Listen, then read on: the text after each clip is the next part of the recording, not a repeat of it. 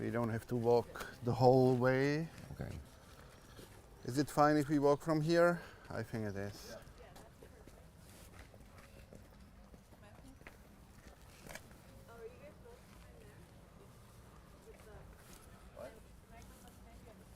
Sure, I can come over here.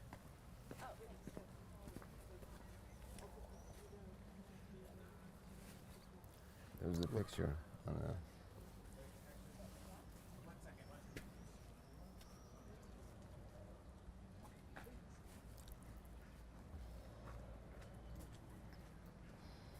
And I will briefly just introduce who I am and why we are there, like in the beginning of every interview.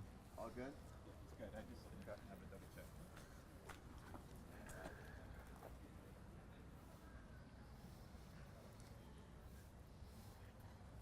Good.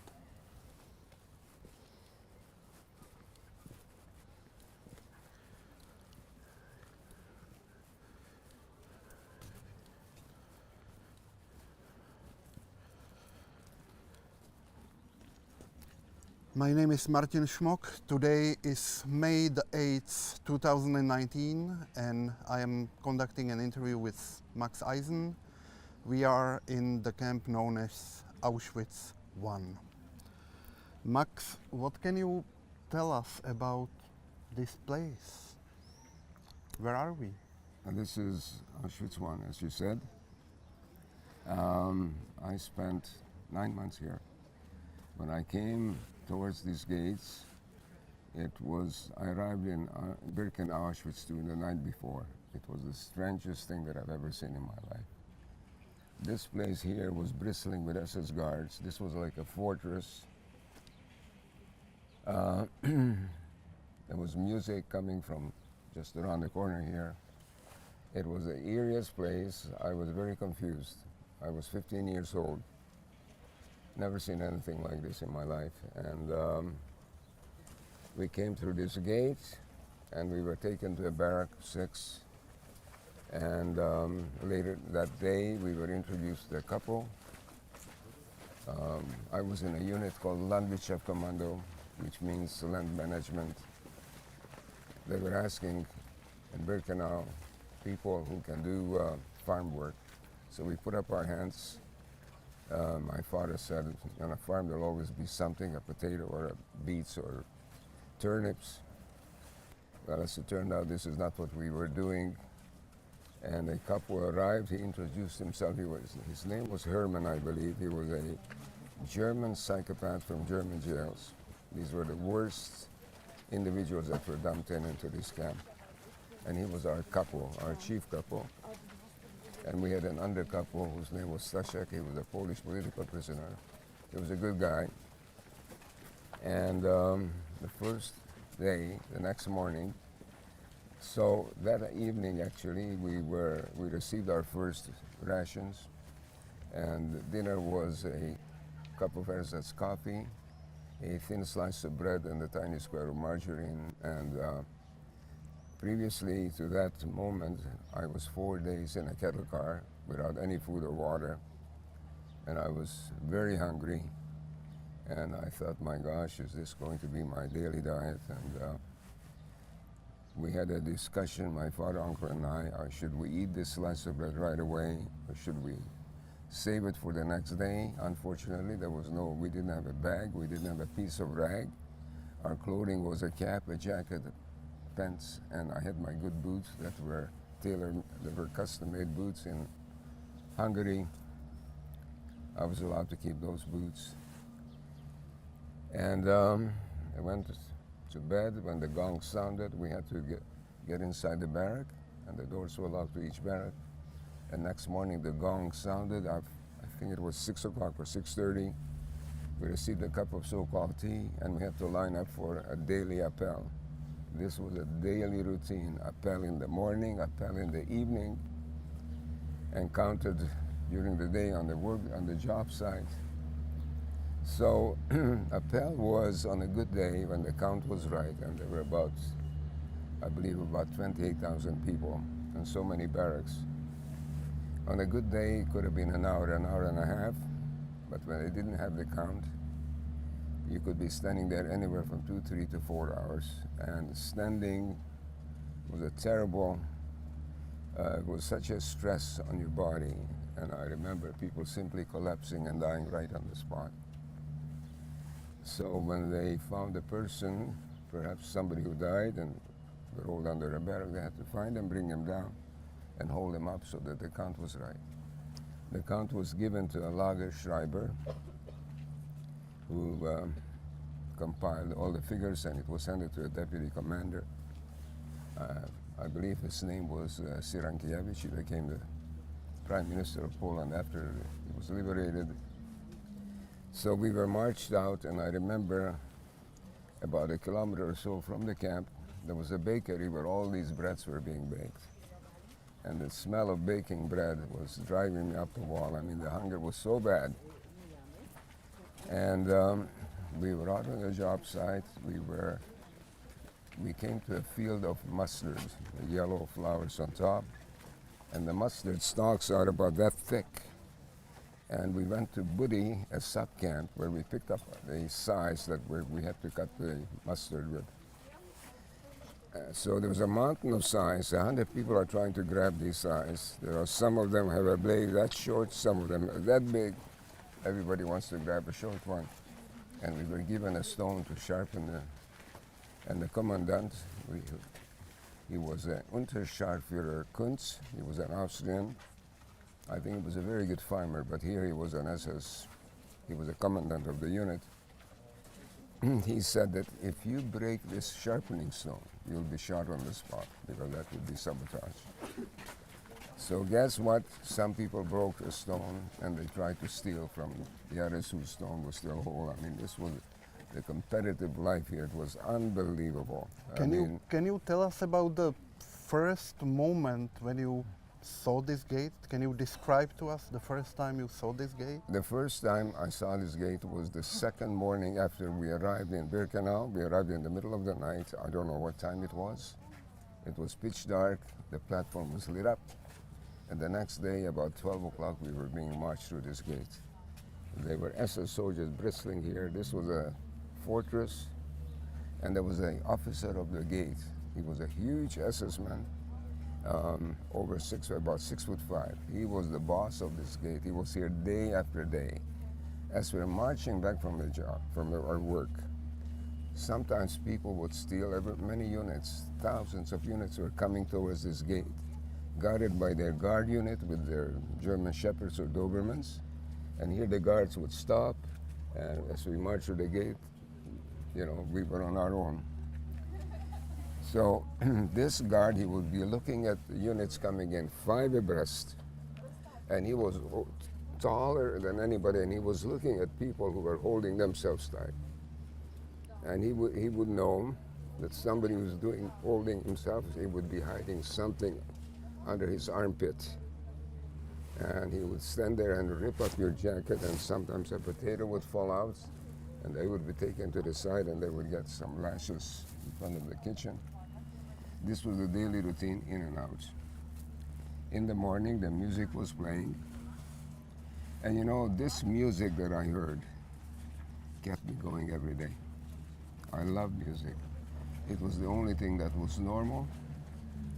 And you had to march. This Heinrich made us march. He called the cadence links, links, link. And some people had 2 left feet. They couldn't march properly, and they were beaten to a pulp. So this was the daily diet. I remember we were cutting the mustard with these size from 5 hours, and my hands were full of blisters. And eventually those blisters broke, and your hands were open flesh and wound. And you couldn't run to a doctor to get bandages. And you really had to learn fast how to endure pain and hunger and starvation and dehumanization. And I remember out in the field, they brought these kessels, which is a container for the soup. A horse and cart delivered it to us, and we had to line up 100 people. And one of the inmates was ladling it out. Imagine 100 people lined up It's a long line, and you try to figure out which spot you should take in this lineup so that you might get a little thicker soup from the bottom of the container. So when the soup was finished, sometimes there was some soup left, and everybody was waiting eagerly. I didn't know the drill at first. He said, repeta, repeat. There was some left, and people would run. And it was all ladled out. People would dive into this castle with their heads first just to lick out the last few drops. I was in total shock what people would do. I mean, I was new. First day, and this was my experience the first day, I said, I will never do that. And that soup that was ladled out, it stank to high heaven. There was everything in it. The stalks from the mustards and all kinds of moldy bread, and everything was dumped in there. And my father crammed it down my throat. And you know, a few days later, the soup tasted pretty good. The trouble was there wasn't enough of it. So the first day, you come back, and so this was your daily diet. And you had to be so focused. You couldn't think of any bad thing. You couldn't think of feeling sorry for yourself, of thinking of home. And you know, it was a daily, gradual building up. You know, your heart had to become like a rock to endure what was going on here. And this couple could beat people to a pulp. And in fact, after a couple of weeks, we had a half hour for lunch out in the fields. And he asked, my father and uncle and I, we were sitting together.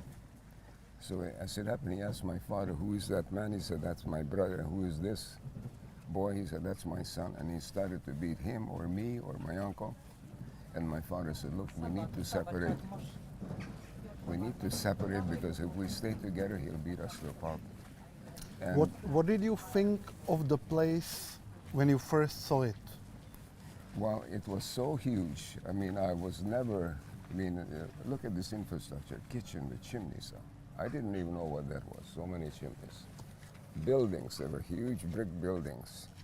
I didn't really understand what was going on inside, and I found out after that this one on the left side was called a poof.